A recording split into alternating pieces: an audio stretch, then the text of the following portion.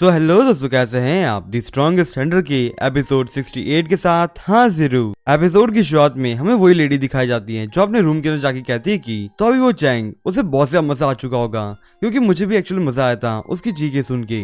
और फिर उसके बाद हमें अगले सीन पे मिंग दिखाया जाता है। वो एक्चुअल में एक होटल के पास से गुजर रहा होता है और फिर वो तुरंत ही उस होटल के बोर्ड को देखते हुए बहुत ज्यादा हैरान होता है और वो वहाँ पे बैठे एक आदमी से पूछता है कि ये होटल की ओनर कौन है और हाँ, ये मिस टाओ कौन है। और फिर उसके बाद वो आदमी मिंग से कहता है कि ये जो जू टाओ है वो एक्चुअल में वैन जून्स फैमिली की एक डॉटर है और अभी अभी जू टाओ की एक स्पेशलिटी थी, वो बहुत ज्यादा अच्छा खाना बनाती थी जिससे कान से लोगों को बहुत ज्यादा पसंद आता था। और फिर उसने इस जगह पे एक रेस्टोरेंट भी ओपन कर दिया जहाँ पे इस टाउन के बाहर से भी लोग आते थे इसका खाना खाने के लिए। मिंग ये सुनते हुए बहुत से हैरान होता है और वो कहता है कि क्या वो सच में अच्छा खाना बनाती थी, क्योंकि लास्ट टाइम तो मैंने खाया था वो बहुत गंदा सा टेस्ट था उसका। और वो आदमी अपनी बात कंटिन्यू करते हुए कहता है कि वो वैन जून को पता नहीं था कि वो कितना सा लकी था। वो पूरा दिन तो फिशिंग करने में रहता था और उसकी वाइफ यहाँ पे पूरा दिन यहाँ पे कुकिंग करके पैसे कमाती थी। पर अभी मुझे एक चीज नहीं पता कि यहाँ पे ये जो होटल है उसे क्यों बंद कर दिया गया है। और वैसे ये जो रेस्टोरेंट है वो काफी समय से बंद है, पर एक समय पे वहाँ पे इस रेस्टोरेंट को ओपन भी किया था। पर जैसे रेस्टोरेंट ओपन हुआ और लोगों ने उनका खाना खाया, वैसे लोगों की हालत खराब हो गई क्योंकि वो खाना इतना गंदा था और किसी ने तो वहाँ पे कंप्लेन तक कर दी थी। मिंग उस आदमी से कहता है कि ये सब कब हुआ था। वो आदमी उससे कहता है कि ये 10 दिन पहले हुआ था। मिंग उससे कहता है कि तो फिर इसका मतलब कि ये पास्ट में अपने रेस्टोरेंट को कभी बंद नहीं करती थी, वो हमेशा ही खुला रखती थी, है ना। वो आदमी उससे कहता है कि हाँ तुम सही कह रहे हो, उसने कभी भी अपने होटल को बंद नहीं किया था और वो स्पेशली न्यू ईयर के दिनों में भी बंद नहीं करती थी अपने रेस्टोरेंट को, वो चालू ही रखती थी। मिंग के पास सुनते हुए जरा हैरान होता है और वो अपने मन में सोचते हुए कहता है कि अब तो ये चीजें बहुत से अजीब सी होती जा रही है। मुझे ऐसा लगता है कि इस पूरे टाउन के अंदर ही कुछ अजीब सी चीजें चल रही हैं। और फिर तभी वो आदमी मिंग से कहता है कि अगर तुम यहाँ पे सोच रहे होगे कि हमारे यहाँ पे इतनी सारी अजीब सी चीजें हो रही है, तो मैं तुम्हें एक और कहानी बताता हूँ। अभी यहाँ पे एक लड़का है जिसकी एक आंख नहीं है, वो हमेशा से एक फ्रूट की ट्री के पास बैठता है और उसके सराउंड में बहुत से फल गिर के नीचे पड़े हुए रहते हैं, पर वो इकट्ठा करके उसे बेचता नहीं है, वो ऐसे ही उनको वेस्ट करते रहता है। और अभी मैं तुम्हें एक और लड़की की कहानी बताता हूँ। वो लड़की एक क्लोथिंग स्टोर के अंदर काम करती है और वो जब भी किसी को चेंज देती है वो हमेशा ही गलत चेंज देती है किसी को भी। और फिर वो बूढ़ा आदमी ऐसे करते करते वो वहाँ पे और भी सारी चीजें बताने लग चुका होता है, जैसे कि वो कार्ड्स की गेम में कितने पैसे हार चुका था और उसकी कार्ड्स की गेम में कितनी अच्छी खासी स्किल्स हैं, वो मिंग को समझाने लग चुका होता है। मिंग उसकी बातों को सुनते हुए कहता है कि आपकी बातें बहुत ज्यादा अच्छी है, पर अभी मुझे ऐसे जाना होगा। और फिर वो ऐसा बोलते हुए वहां से चला जाता है। और फिर उसके बाद मिंग अपने मन में सोचते हुए कहता है कि ये बड़ी अजीब सी बात है, ये चैंग कहाँ पे चला गया है। और फिर वो जू टाओ के घर को देखते हुए कहता है कि क्या मुझे वहां पे जाके पूछना चाहिए।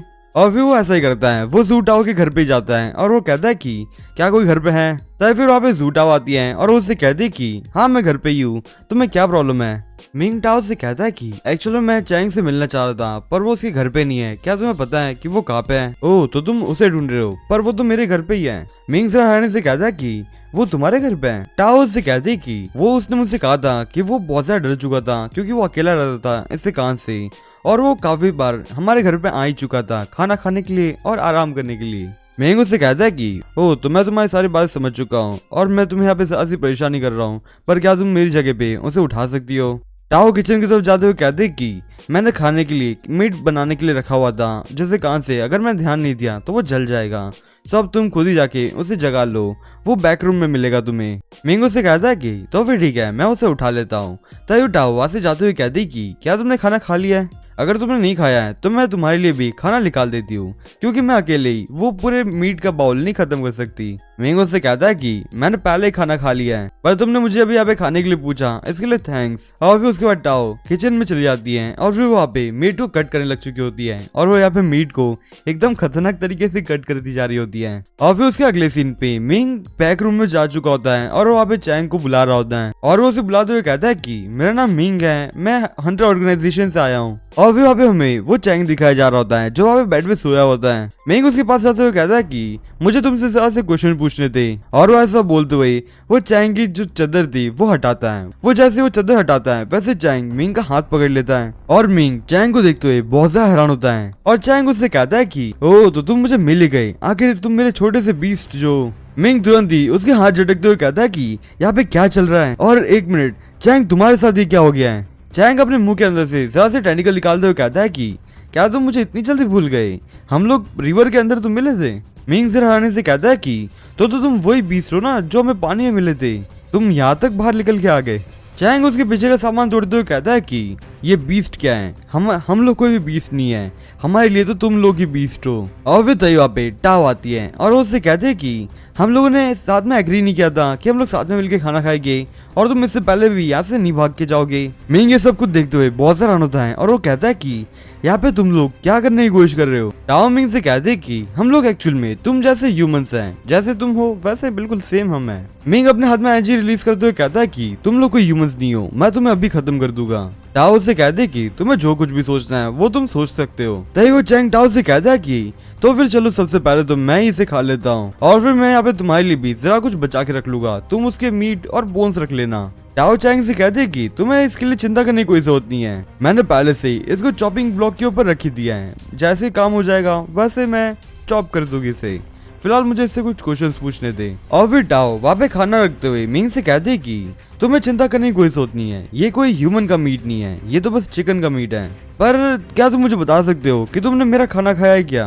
अगर तुमने खाया है तो उसका टेस्ट तुम्हें कैसे लगा था? मिंग ये सुनते हुए जरा हैरान होता है, पर तभी वो टाओ उसे कहते कि मैंने काफी अच्छे से इस चीज को मास्टर कर चुकी हूँ और फिर अभी अगर यहाँ पे जू टाओ की एकदम क्लोजेस्ट फ्रेंड भी मेरे सामने आ जाए तो ही मैं उसको एकदम आराम से संभाल सकती हूँ और मैं तुम्हें यहाँ पे गारंटी देती हूँ कि वो लोग मुझके ऊपर शक भी नहीं करने वाले। पर अभी यहाँ पे कुछ है जिसके कारण मुझे ज्यादा सी परेशानी है, सब इसके कान से मैं तुम्हें एक क्वेश्चन पूछना चाहती हूँ। दोस्तों आज के लिए बस इतना ही, मैं आपसे फिर मिलूंगा इस सीरीज के अगले एपिसोड के साथ, तब तक के लिए बाय।